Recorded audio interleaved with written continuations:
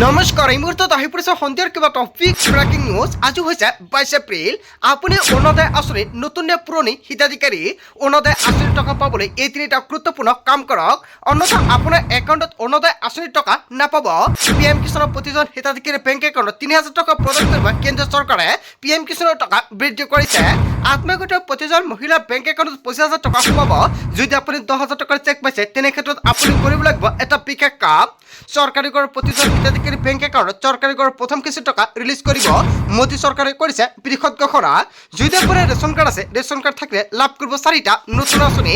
এই মাত্ৰ মুখ্যমন্ত্ৰী ডক্টৰ হিমন্ত বিশ্ব শৰ্মাৰ ঘোষণা। লগতে কেইবাটাও ৰাজনৈতিক খবৰৰ লগতে অৰাজনৈতিক খবৰ যুগুত কৰা হৈছে। আজিৰ দিনটোত গোটেই অসম তথা ভাৰতৰ বিভিন্ন প্ৰান্তৰ পৰা যুগুত হৈছে কেইবাটাও ডাঙৰ খবৰ। এনেবোৰ খবৰ নিতৌ পাই থাকিবলৈ চেনেলটি ছাবস্ক্ৰাইব কৰি ভিডিঅ'ত এটা লাইক কৰিবলৈ নাপাহৰিব।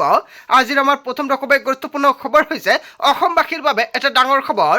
আপুনি অৰুণোদয় আঁচনিৰ নতুন নে পুৰণি হিতাধিকাৰী হিতাধিকাৰীসকলে ধন কণ্টিনিউ পাবলৈ কৰিব লাগিব এই তিনিটা গুৰুত্বপূৰ্ণ কাম, অন্যথা আপোনালোকৰ একাউণ্টত অৰুণোদয় আঁচনিৰ টকা নাপাব। নতুন নিয়মেৰে অসমতে অৰুণোদয় আঁচনিৰ টকা প্ৰদান কৰিব একাউণ্টত। নতুনসকলৰ বাবেও আছে নতুন নিয়ম।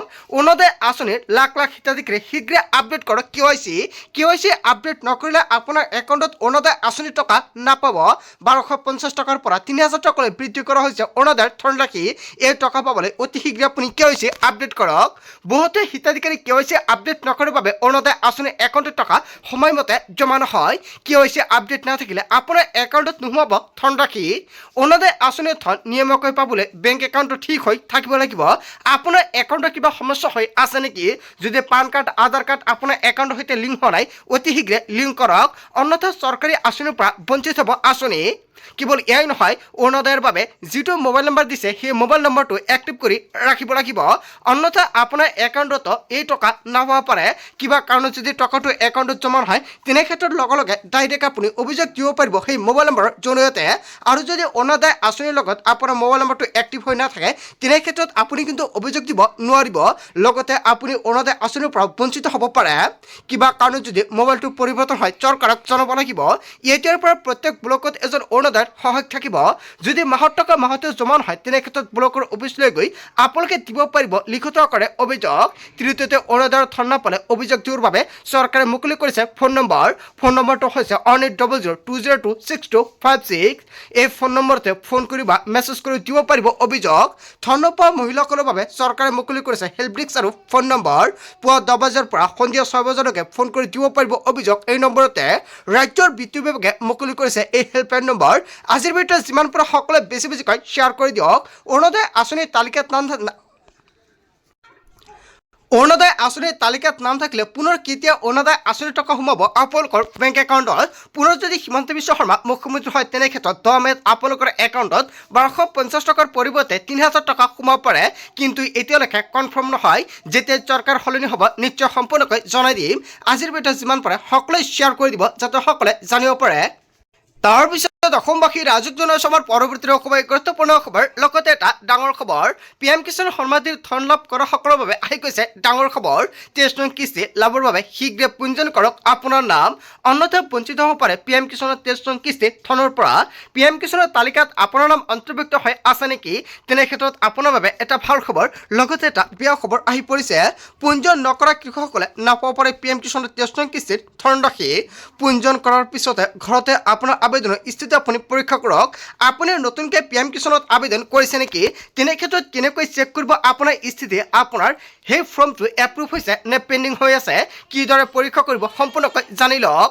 প্ৰথমে PM কিষাণৰ অফিচিয়েল ৱেবছাইট pmkisan.gov.in লৈ যাওক আপুনি, আৰু সম্পৰ্কত থকা ফাৰ্মাৰ কৰ্ণাৰলৈ আপুনি যাওক। ইয়াৰ পিছতে ষ্টেটাছ ছেল্ফ ৰেজিষ্টাৰ্ড ফাৰ্মাৰ বাই CSC ফাৰ্মাৰ বুটামত আপুনি জাষ্ট এটা ক্লিক কৰক।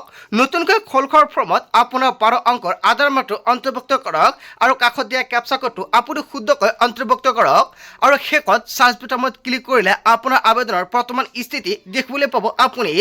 যদি আপোনাৰ পৰীক্ষা কৰি থকা হৈছে তেন্তে পেণ্ডিং ফৰ এপ্ৰুভেল বুলি দেখুৱাব, আৰু সম্পূৰ্ণ পৰীক্ষা হ'লে এপ্ৰুভড বাই ডিষ্ট্ৰিক্ট বাই ষ্টেট বুলি আহিব। যদি আপুনি আগতে পঞ্জীয়ন কৰিছিল আৰু কিস্তিৰ তথ্য চাব বিচাৰে তেন্তে ফাৰ্মাৰ কৰ্ণাৰ তথা নো ইয়ৰ ষ্টেটাছত আপুনি জাষ্ট এটা ক্লিক কৰক। ইয়াৰ বাবে আপোনাৰ পঞ্জীয়ন নম্বৰ আৰু মোবাইল নম্বৰত অহা OTP প্ৰয়োজন হ'ব। OTP বহাই দি দিয়াৰ পিছত আপুনি ছাবমিটত ক্লিক কৰিব। ক্লিক কৰাৰ লগে লগে সম্পূৰ্ণকৈ শ্ব' হৈ যাব আপোনাৰ ষ্টেটাছ। যদি আপুনি PM কিষাণৰ টকা পাইছে তথাপিও সম্পূৰ্ণকৈ দেখুৱাব, আৰু যদি পোৱা নাই তেনে ক্ষেত্ৰত দেখুৱাব কেতিয়া আপুনি PM কিষাণৰ টকা লাভ কৰিব।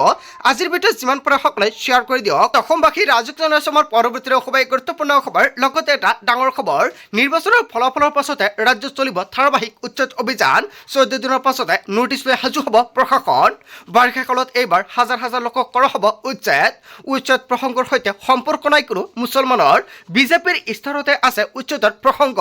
বিজেপিক ভোট দিলেও হাৰি নাযাব বেদখলকাৰী। বনাঞ্চল এৰি যাওক নহ'লে বিপদ নিশ্চিত। 4 তাৰিখে ৰিজাল্ট, 5 তাৰিখৰ পৰাই চলিব বুলডোজাৰ একশ্যন। ভোট গণনা শেষ হোৱাৰ লগে লগে আৰম্ভ হ'ব উচ্ছেদ অভিযান। বাংলাদেশ ত্ৰিপুৰাৰ লোকে মাটি দখল কৰিলে মানি লোৱা নহ'ব। চৰকাৰী মাটিত অবৈধভাৱে থকা ৰবৰ বাগানত হ'ব উচ্ছেদ অভিযান। নিৰ্বাচনৰ ফলাফলৰ পাছতে ৰাজ্যত চলিব ধাৰাবাহিকভাৱে উচ্ছেদ অভিযান। অসমৰ মুখ্যমন্ত্ৰী ডক্টৰ হিমন্ত বিশ্ব শৰ্মাই কেইবাটাও বৃহৎ মন্তব্য কৰিছে। তাৰ পিছত অসমবাসী ৰাজুক জনাই অসমৰ পৰৱৰ্তী খুবেই গুৰুত্বপূৰ্ণ খবৰ, লগতে এটা ডাঙৰ খবৰ।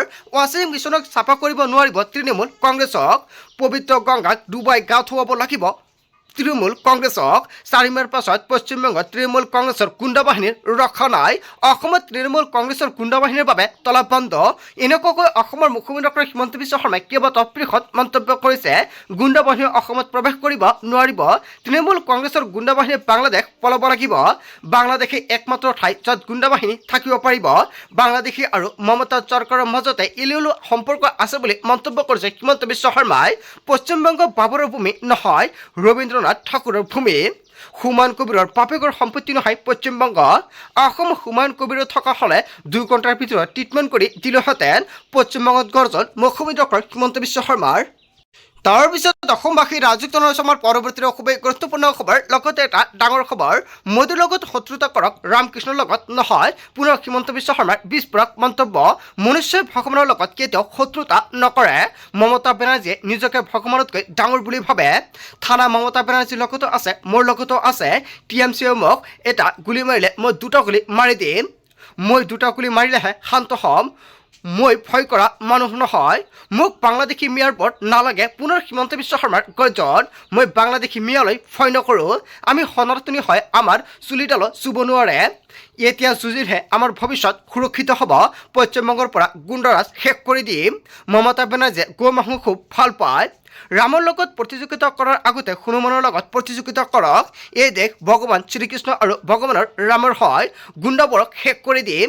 এনেকুৱাকৈ কেইবাটাও বৃহৎ মন্তব্য কৰিছে অসমৰ মুখ্যমন্ত্ৰী ডক্টৰ হিমন্ত বিশ্ব শৰ্মাই। এইবাৰ পশ্চিমবংগৰ সন্ত্ৰাস শেষ হ'ব, উদ্ধত ভাষণ হিমন্ত বিশ্ব শৰ্মাৰ।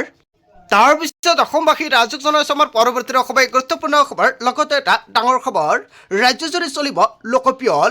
সমগ্ৰ ৰাজ্যতে 2 আগষ্টৰ পৰা আৰম্ভ হ'ব লোকপিয়ল। 17 আগষ্টৰ পৰা ঘৰে ঘৰে যাব গণনাকাৰী বিষয়া আৰু 15 ছেপ্টেম্বৰ পৰ্যন্ত ৰাজ্যজুৰি চলিব লোকপিয়ল। লোকপিয়লৰ বাবে ৰাজ্যত নিয়োগ কৰা হৈছে 85,000 গণনাকাৰী বিষয়া। আনুষ্ঠানিকভাৱে জনালে লোকপিয়ল সঞ্চালক বিশ্বজিৎ পেগুৱে। ৰাজ্যজুৰি চলিব লোকপিয়ল হয় এটা ডাঙৰ খবৰ আহি পৰিছে। তাৰ পিছত অসমবাসী ৰাজুক জনাই অসমৰ পৰৱৰ্তী খুবেই গুৰুত্বপূৰ্ণ খবৰ, লগতে এটা ডাঙৰ খবৰ। বাংলাদেশী মুছলমানক আকৌ সকিয়নি হিমন্ত বিশ্ব শৰ্মাৰ। SIRত নাম কটা যাব বাংলাদেশী মুছলমানৰ। ভাৰতৰ সকলো লোকৰ নাম SIRত সোমাব। কেৱল এয়াই নহয়, বাংলাদেশে নাম কটা যোৱাৰ ভয়ত মমতাই বিৰোধ কৰিছে। মহিলা সংৰক্ষণ বিধেয়ক বিৰোধ কৰি বিপদত মাতিলে বিৰোধীয়ে। কেৱল এয়াই নহয়, ভাৰতীয় মহিলাক কৰা অপমানৰ বিৰোধীয়ে পাব প্ৰত্যুত্তৰ। এই কাৰ্যই বিৰোধীৰ প্ৰতি মহিলাৰ আক্ৰোশ বৃদ্ধি পালে। পশ্চিমবংগত ঘোষণা কৰিছে হিমন্ত বিশ্ব শৰ্মাই। বাংলাদেশী মুছলমানক আকৌ সৈকনি হিমন্ত বিশ্ব শৰ্মাৰ। তাৰ পিছত অসমবাসী ৰাজুক জনাই অসমৰ পৰৱৰ্তী খুবেই গুৰুত্বপূৰ্ণ খবৰ, লগতে এটা ডাঙৰ খবৰ। ৰাষ্ট্ৰীয় ঘাইপথৰ দুয়োকাষে চলিব বৃহৎ উচ্ছেদ অভিযান। 60 দিনৰ ভিতৰত উচ্ছেদৰ নিৰ্দেশ সৰ্বোচ্চ ন্যায়ালয়ৰ। ৰাষ্ট্ৰীয় ঘাইপথৰ পৰিসৰৰ ভিতৰত থাকিব নোৱাৰিব ব্যৱসায়িক প্ৰতিষ্ঠান, হোটেল, ধাবা, দোকান সকলোতে চলিব উচ্ছেদ অভিযান। প্ৰতিখন জিলাৰ দণ্ডাধীশ আয়ুক্তক জৰুৰী নিৰ্দেশনা ন্যায়ালয়ৰ। সকলো অবৈধ দোকান পোহাৰৰ উচ্ছেদৰ কাৰা নিৰ্দেশ। NHৰ দুয়োকাষে থকা ৰাইট অফ পেত থাকিব নোৱাৰিব দোকান। আৰু 30 জনৰ ভিতৰতে সকলো প্ৰতিষ্ঠানে অনুজ্ঞাপত্ৰ পৰীক্ষণৰ নিৰ্দেশ জাৰি কৰিছে। ৰাষ্ট্ৰীয় ঘাইপথৰ দুয়োকাষে চলিব বৃহৎ উচ্ছেদ অভিযান।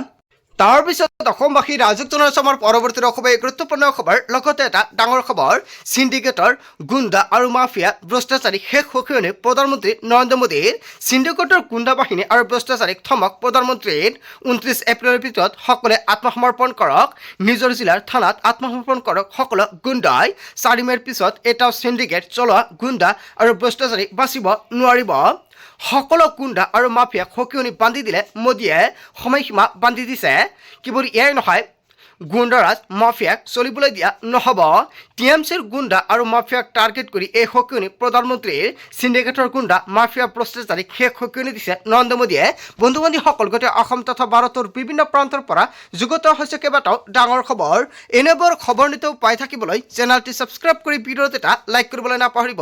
So thank you for watching full video.